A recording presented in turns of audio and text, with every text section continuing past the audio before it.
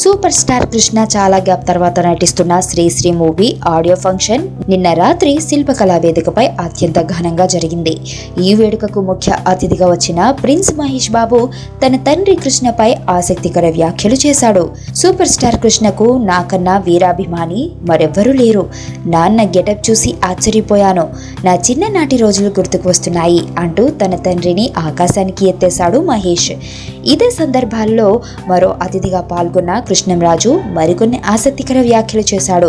గతంలో తాను కృష్ణ కలిసి నటిస్తున్న రోజులలో కృష్ణ ఆఖరి అమ్మాయిని దత్తత ఇమ్మంటే సరే అన్న గొప్ప మనసు కృష్ణది అని అంటూ ఎవరు ఏమి అడిగినా కాదనలేని భోళాశంకరుడు కృష్ణ అంటూ కృష్ణ విజయాల వెనుక విజయ నిర్మల అంటూ సంచలన వ్యాఖ్యలు చేశాడు. మహేష్ తో తాను ఎప్పటి నుంచో ఒక సినిమాను తీద్దామనుకుంటున్నానని గత 50 ఏళ్లుగా తనకు కృష్ణతో ఉన్న బంధాన్ని గుర్తు చేసుకున్నాడు రెబల్ స్టార్.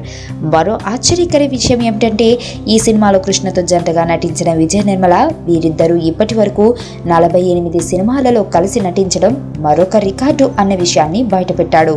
సినిమా రంగానికి వచ్చి 50 సంవత్సరాలు పూర్తయిన స్వర్ణోత్సవం జరుపుకుంటున్న సూపర్ స్టార్ కృష్ణ తనకు మొట్టమొదటి సినిమాలో అవకాశం ఇచ్చిన ఆదుర్తి సుబ్బారావును తనను గూఢాచారి 116 సినిమాతో మాస్ హీరోగా నిర్మాత డుండుని కృష్ణ తన ఉపన్యాసంలో గుర్తు చేసుకోవడం ఆయన సహృదయతకు నిదర్శనం అంటూ ఈ ఆడియో ఫంక్షన్కు వచ్చిన చాలా మంది కామెంట్ చేస్తున్నారు.